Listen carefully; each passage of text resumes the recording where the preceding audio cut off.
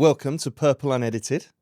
This is Festive Road's podcast exploring what's really happening in the world of travel and expense and what leaders should really be paying attention to. You know, we often hear the phrase, I'd love to sit in a meeting with Festive Road and hear what you're talking about, learn about how you think. So we thought, we'll wonder no more.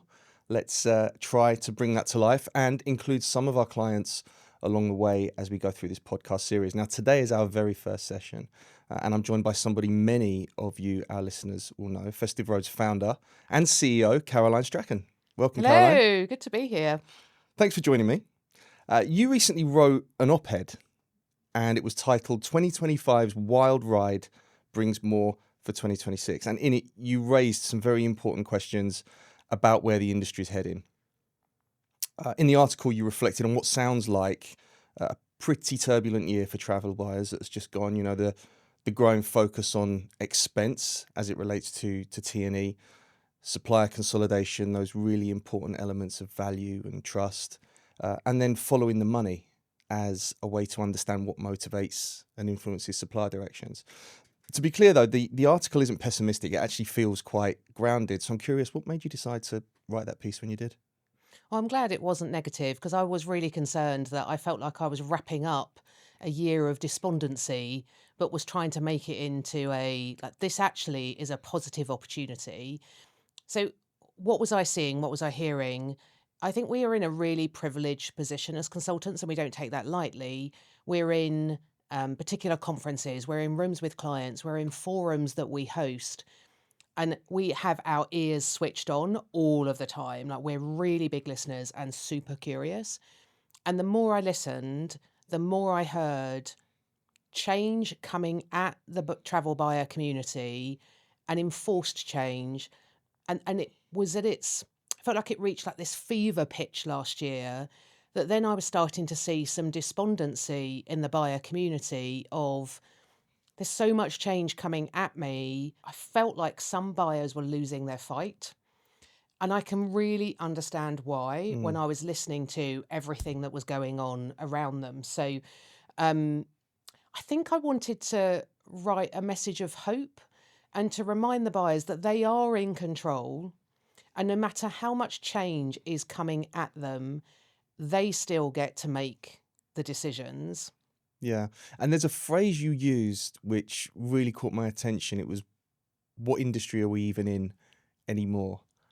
And I wonder how many of us have actually really sat back and thought, is that something we even need to consider? For me, it really suggested that the boundaries of travel management are expanding. I mean, what do you think about that? Do you agree?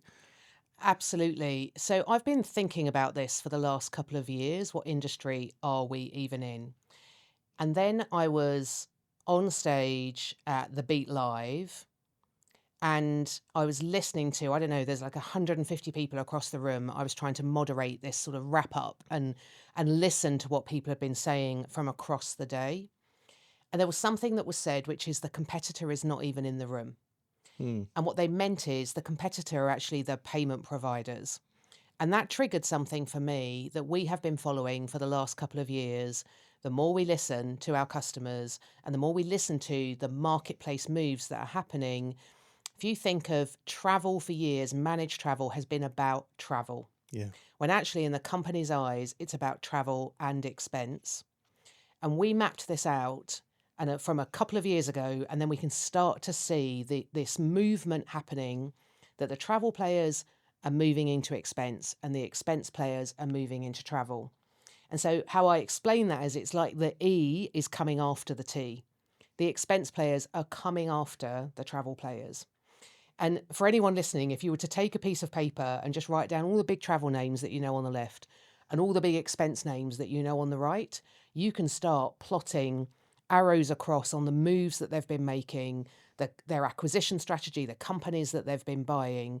And that kind of thing is really important when you are trying to future-proof your travel program and you're trying to work out what your T&E strategy should be for your company. Yeah. I mean, I'd even go as far as to say, I'm making a bold statement that I don't think in 10 years' time there will be such a thing as a travel program. It will absolutely be a travel and expense program. Yeah, absolutely agree. I was thinking the same thing. The spend, finance, employee experience platforms. Uh, I wonder if we'll see a day when it'll actually be called E&T rather than T&E. Ooh, or something completely different. I There was a conversation recently I had with again this really ambitious travel buyer where they were saying like should it even be called T&E? T&E is a line item on a profit and loss account on a budget that is just this tactical line that executives feel that they can cut. Yeah. When actually when you change the name about what it actually does for a company. So we have some clients where it isn't T&E, it's global mobility. When we talked a little bit just then about expense providers, it got me thinking about the wider supplier landscape across T&E, because something else you talk about in the article is this growing trust and value gap between buyers and suppliers. So, we have alliances, mergers, buyouts. There's transparency issues. There's lots of big changes among vendors, right? We've seen that happen over the past year, and it's going to continue, I think. Lots of people listening, I would imagine, have probably had to navigate quite recently new supplier relationships. They maybe have had to negotiate new deals, perhaps find new partners due to situations that have been forced upon them within the supplier landscape.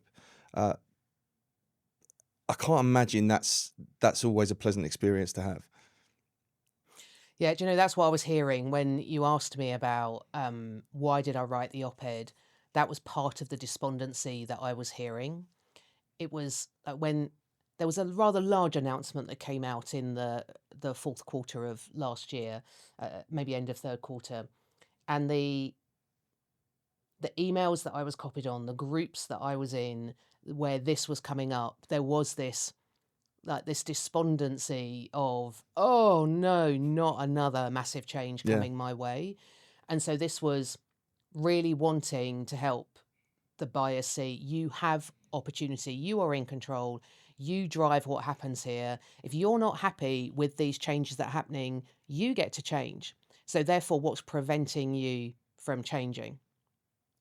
So if I think of all of the supplier change that went on during 2025 and continues into 26, I think one of the predictions we made is that you're absolutely going to see that carry on yeah, during this year. Why is that change happening? M&A is just completely normal. Is it just about M&A that buyers are worried about, or is there something deeper going on within their supplier relationships that they're concerned about? And you use the words, I think, their value and trust. yeah. That's the part that concerns me the most because it comes up time and time and time again. So I think back to a year ago on stage at ITM, I was asked to facilitate a conversation on the broken commercial model of the industry. Thanks, ITM, because that was actually a really tough gig to facilitate, right? I was basically going on stage, sharing some of the behind the scenes of what we do at Festive Road with our client, right? Helping them understand the commercial money flows of the industry. And we built something called the sausage machine. Hmm. So this is like purple unedited, isn't it? So I get to do a little bit of Absolutely, yeah. some of this behind the scenes language that we use. And if there's any of our clients listening, they'll probably be smiling right now, going, "Oh yeah, I know the sausage machine." So what is that? It was really us trying to help those ambitious pioneer and those that really want operational efficiency in their program to understand at its absolute base fundamental what is a TMC bringing to you? What is it that you need them to do for your travel program at a really base level? Number one, you need them to access supplier inventory. Number two, you need them to preference that supplier inventory per your policy or per your deals. Yeah. And then number three, you need them to display that inventory out to the traveler, to the employee in a way that's really easy to consume. Having spent a lot of time in forums listening to the travel buyer community, I don't think they use that language, those three things. It comes at me in lots of different ways, but that's ultimately what they're saying. I don't trust those three areas. I don't trust the pipes that are being used. What pipes are being used? Do I get to choose what pipes are being used? Is it a GDS piece of content? Is it an NDC API? Is it a aggregator API? It's become so Yeah. complex. And I think There could be suppliers listening to this saying, well, why does it matter? There could be buyers listening to this saying, I don't want to worry about what pipe it's coming from. I just want to make sure that I get the best deal for my company. I hear that all the time. Yes. Yeah. So I can get this cheaper online. I was a travel manager 30 years ago. I know I don't look that. It could have been 30 years ago. But 30 years ago, I was a travel manager. And that was the stuff I used to deal with. Yeah. 2026, and we're still dealing with it. That's just not acceptable. And the travel manager community that we listen to feel it's absolutely about those pipes. It's Yep. about where the content is coming from, how it's being accessed. Then the preferencing, that second part, how content is being preferenced. There is an argument that says that there are travel management companies preferencing that content for their own personal gain, for their own profit gain. Now, I'm not going to say yes or no whether that happens, whether that doesn't happen.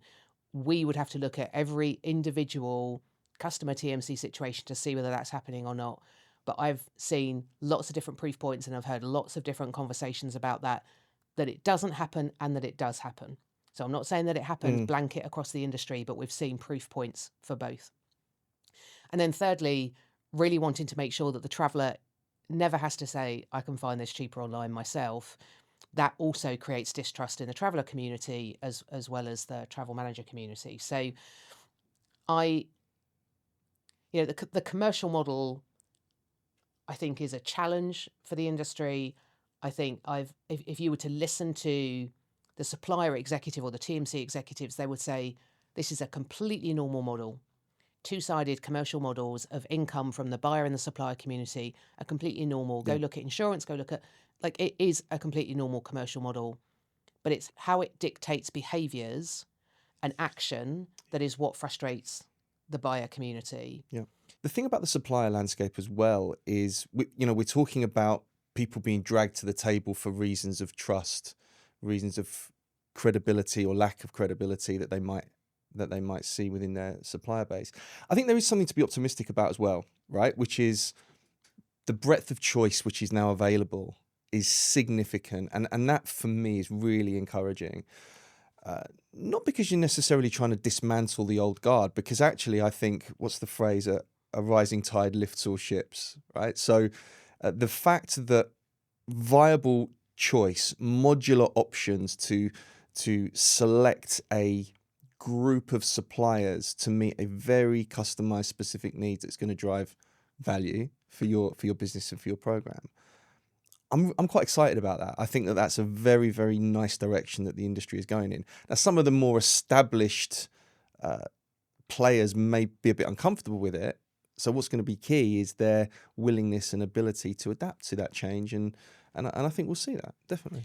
I think that's a really good summary of, again, back to why I wrote this about buyers, you have choice. And there are many different types of buyers and many different types of companies. So maybe we'll take a minute to talk about that, because I think Sure. people listening maybe could identify with these different types of buyers, and it might help them think about, actually, I do recognize me, that is me, and that is the environment I'm in. So actually I'm okay sticking with the plan that I have, or actually, do you know, that is me. And if I'm honest with myself, I think I should be driving more change than I am, or I need to stop moaning about the situation I'm in and just get on with it. Like the realization there will likely be different. So maybe I can explain some of the different types of travel buyers I think that we Yeah. get to interact with, and certainly we see across the industry. So I would start with the pioneers. I mean, they're a wonderful group of people to work with, and I know the team adore working with them. And what do I mean by pioneers? They are absolutely ripping up the rule book. They are doing things differently. They have this insatiable desire to improve their travel programs for their customers and for their companies. And that comes with needing to be bold. They're having to take some risk. It's uncomfortable. It's lonely at the front. And they've spent the last few years going through some pretty pioneering work. So I think there is a group of buyers, and congratulations to them. It's wonderful to work with them. It's wonderful to see them and support them.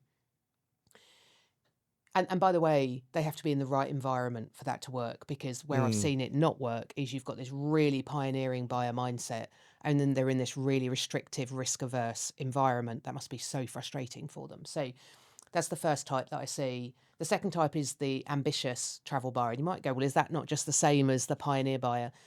But the ambitious buyer is the one who absolutely wants to drive change, wants to improve the program for their company, but maybe the company they're not risk averse, but maybe they don't have the resources or the budget to drive the amount of change that those pioneers can. But the guidance we give them is absolutely not all of this has to cost money. There's still things that you can do. Yeah. For instance, like taking your 45-page policy down to a one-page infographic, or thinking about the vendor landscape that you have and how you piece together different vendors into what we would call like a department store model, to deliver change and improvement for your company. You can still do all of that without having to have these masses of resources available to you. So, and one day maybe those ambitious T&E leaders will end up in that really pioneering environment, and I know they'd probably love to. Then I also see a group who are, I think I'd call them like maybe the guardians. Hmm. And I mean this in a really positive sense. They're the guardians of good practice, and they really want a strong T&E program for their company. But they're in an environment that's maybe a little bit more traditional, or they're definitely not going to be the pioneers, but they can be the second movers. Yeah. And so it's okay. I'm going to let these other pioneers go and do all of that, the big change, the uncomfortable change, the risky change. But I'm going to be ready for it. I'm going to make sure I've got all of my foundations set. I'm going to be the guardian of that. I'm going to make sure that we're in a really strong foundational place. Because then when an opportunity comes up to be ambitious or to be a pioneer, my company is going to be ready. So they're the three main types of buyer I think we get to operate with. Of course, there's always going to be lots of other types of buyers. Maybe there's some that feel quite threatened by the change around them, and I feel for them. That must be quite difficult to feel like that, which is why we try to publish out op-eds and that kind of thing to really help that community as well. I'd love to know from people who listen to this podcast, maybe who comment on LinkedIn, who see it, what one of those three groups that they would see themselves as fitting into. Oh, we should do something fun with that. Can you Yeah, imagine like a spin the wheel or something? Pioneer, ambitious, guardian. Which one are you? I Yeah. don't know. Do you think there's anything that people can do? You mentioned something there which really struck a chord with me about maybe not necessarily being in the right environment. So you could be an aspirational, ambitious travel leader, but it might be in a more traditional organisation, right? Is there anything people can do, do you reckon, that can move that needle internally? That's a hell of an ask, perhaps, to say, can you single-handedly take a company's mindset in this direction? But it must be possible if you've got the will and the ability. Yeah, do you know, as I was listening to you just then, I was thinking of someone very specifically, and I Okay. think she'll be okay if I name her because we together won the travel team of the year. Absolutely, So, yeah. Mia Anderson at Scania, I think what's so beautiful about what she has done is she's almost disproved everything that I just said about you have to be in a really pioneering environment to create change. I think Scania is a 118-year-old trucking It's been company. around for a while, yeah. Yeah. So on Very well paper, established. you're not going to look at that company and say, I'm going to go there because I'm going to be able to drive a significant amount of change. So what Mia did as an ambitious T&E leader, she said, you know what, I'm going to write the business case. I'm going to take the business case in front of my leaders to say, I think we can drive change here. And this is the benefit I think we can bring back to our organisation, both financially and non-financially. And good for her. She went and she got the support and she went on the journey. And so she has proved that it is possible. And so I guess two bits of advice. If someone's listening and you're thinking, I am ambitious, I'm just not in an ambitious company, take absolute inspiration from Mia because Mia was able to do it. And I'm sure, Mia's being interviewed about that and her case studies online on our website. There's a way that you can learn from Mia and from Scania. Or maybe your company is just never going to get ahead of that business case and it's time to go look for another environment where you can thrive. Yeah, absolutely. Absolutely. Caroline, sadly, I think we're coming to the end of our session, and I could talk to you all day, as you know. I think for me, there's been a few things that have stood out from the conversation, just to to recap. So the first is obviously the supplier landscape is undergoing and will continue to undergo transformative change. It's going to be hugely influenced by the integration of payments providers and expense providers alongside some of the modular technology providers who are challenging that traditional, relatively narrow parameter of how TMCs have operated in the past. I think in terms of value and trust, it's lower than we've seen perhaps ever right now, which is a shame. But it's incumbent upon all of us to try and change that. The fitness for purpose of traditional services, the need for greater transparency, the increasing awareness of why things do and don't happen are all contributing to that skeptical view that buyers are developing. And I think following the money is absolutely fundamental. Like that understanding, I think maybe even a year ago would have been a peripheral, wouldn't it be great if I understood this? Now, I would put that very firmly in the center of what smart travel buyers need to have within their suite of understanding, because it helps them get context. They'll understand the enablers, why bottlenecks happening, where the innovation is likely to come, all of those things from the industry. So I'm going to finish with a final question for you, and it's going to require a quick answer, which is, if Okay. you had unlimited time and unlimited money, what's the one thing you'd do to create better T&E programs? Wow. Unlimited time and unlimited money.